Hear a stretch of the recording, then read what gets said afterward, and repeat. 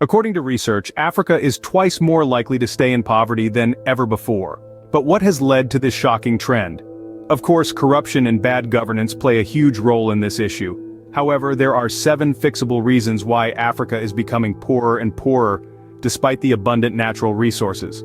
Make sure you stay till the end, as we find out African Development Bank's president's shocking statistics on how bad things are getting. If this doesn't make you scared, then you might not be a true African. So make sure you stay till the end. Let's dive right in. The first point on the is Africa's heavy foot on importing products instead of knowledge. Africa is a consuming continent instead of a producing continent. The continent is heavily dependent on external products with little to no initiatives to usher in self-subsistent channels in a bit to make Africa only dependent on African products. Africa imports up to 70% of its needs while spending hundreds of billions of dollars in the process. For example, nearly 70% of African pharmaceuticals are imported, leading to high healthcare costs and vulnerability to supply disruptions, as witnessed during the COVID-19 pandemic as highlighted by McKinsey & Company. Despite abundant renewable energy resources like solar and wind, Africa imports around 80% of its energy needs, highlighting untapped potential for domestic energy production, according to the International Renewable Energy Agency, IRENA. The food industry is even the worst, but we will talk about that later on in this video. Clearly, there is lots of money leaving the African continent each year, with no signs of reducing anytime soon. Research has shown a tremendous increase in this regard. For Africa to get out of poverty, they need to follow in the footsteps of China. China used to be a poor country. However, the vision of one man, Deng Xiaoping, changed everything for the better. Deng Xiaoping was a Chinese revolutionary and statesman who served as the paramount leader of the People's Republic of China, PRC, from December 1978 to November 1989. Deng Xiaoping traveled around the world. Based on what he saw, he realized that China was far behind. So the first thing he did was not to import things from these countries like Africa does all year round, but rather to import the know-how. The Chinese students were sent out to other countries solely to gain knowledge on various industries, especially in the tech and agricultural industries. These students would come back to China upon completion to implement the knowledge they have acquired. This was how the great China of today started its path to solid national development. Can African countries follow suit and even do better than China? Is Africa, our motherland, serious enough? Comment down below. The second thing exacerbating poverty in Africa is excessive external borrowing. Connect this to a huge emphasis on liabilities. African countries have a clean track record of overdependence on excessive borrowing. We know this is also the case for some non-African countries, but this is none of our business as Africa matters to us more than any other continent on Earth. External debt in Africa has surged by over 150% in the last decade, reaching a staggering $700 billion, with concerns rising over debt distress and sustainability, as highlighted by the World Bank's Africa's Pulse, number 21, October 2023. African countries spend an average of 20 to 30% of their government revenues on debt servicing, diverting crucial funds from essential services such as healthcare and education, as highlighted by the African Development Bank Group. On average, African nations allocate twice as much of their budgets to debt servicing as they do to infrastructure development, perpetuating a cycle of underinvestment and hindering long-term economic growth, according to the United Nations Economic Commission for Africa, UNECA.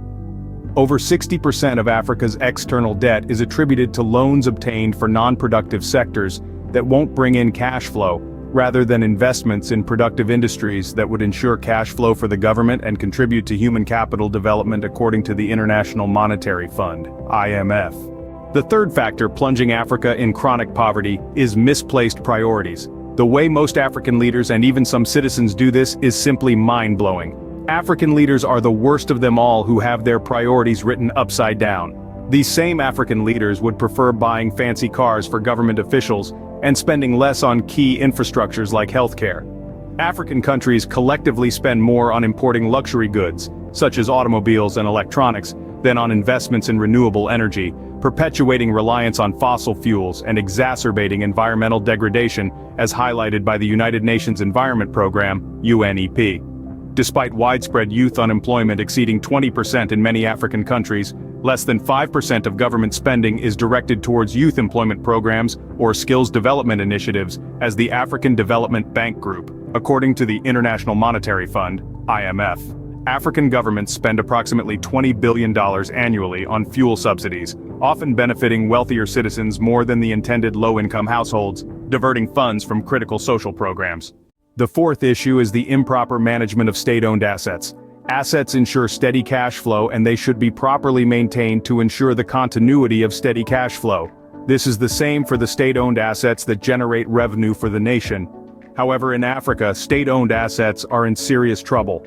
According to the African Development Bank Group, state-owned enterprises, SOEs in Africa, lose an estimated $1.5 trillion annually due to inefficiencies, mismanagement, and corruption, equivalent to nearly 40% of the continent's GDP.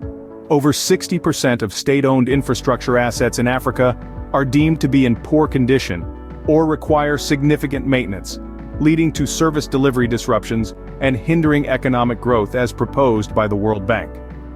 Despite significant natural resource wealth, many African governments struggle to derive optimal value from state-owned mining and energy companies, with over 70% of mining revenues lost to illicit financial flows and mismanagement. The total value of state-owned land and property assets in Africa is estimated to exceed $1 trillion, yet ineffective land management systems and inadequate asset registries lead to rampant land grabbing, disputes and loss of revenue for governments, as explained by the United Nations Economic Commission for Africa, UNESA.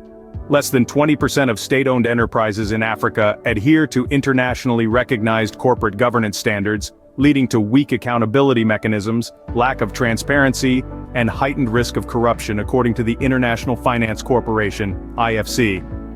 This is a humble request to please support our work by liking this video and subscribing to the African Pacific YouTube channel, where we look into both the good and the bad happenings of our continent that are often ignored by the mainstream media. Please show your support by liking and subscribing. Thank you so much.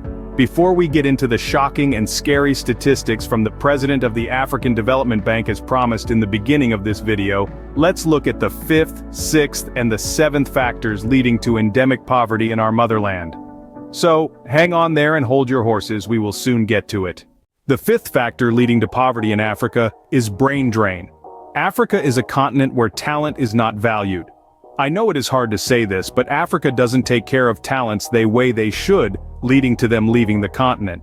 Skilled professionals emigrate to developed countries in search of better opportunities, depriving African countries of talent critical for development.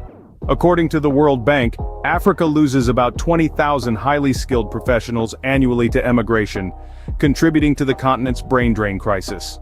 Similarly, according to the Migration Policy Institute, Africa loses 1 out of every 6 trained doctors to emigration, exacerbating the healthcare crisis on the continent. This statistic underscores the severity of brain drain's impact on essential services.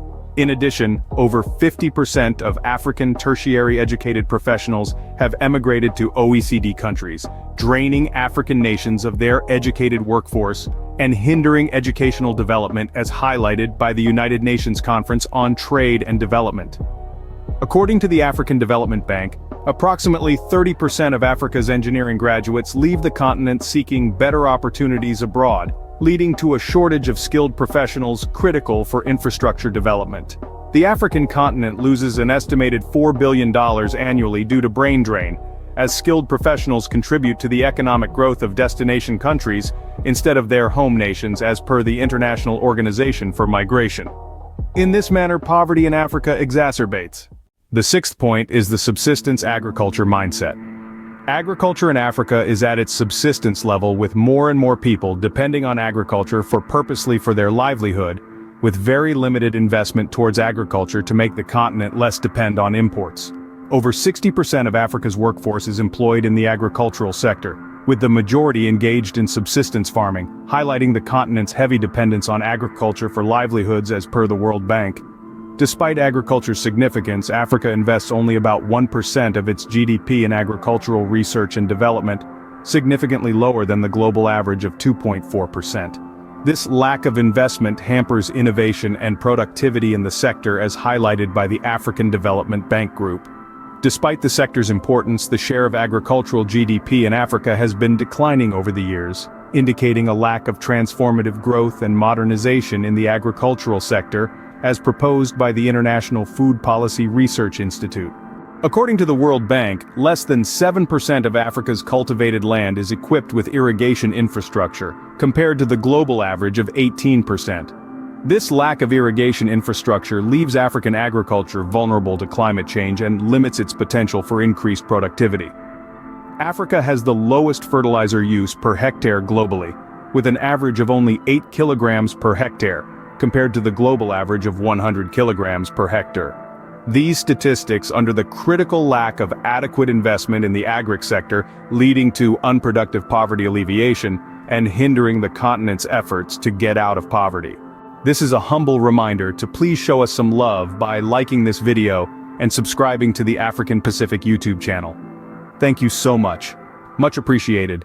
Finally, the last item on the list is Africa's dependence on extractive industries.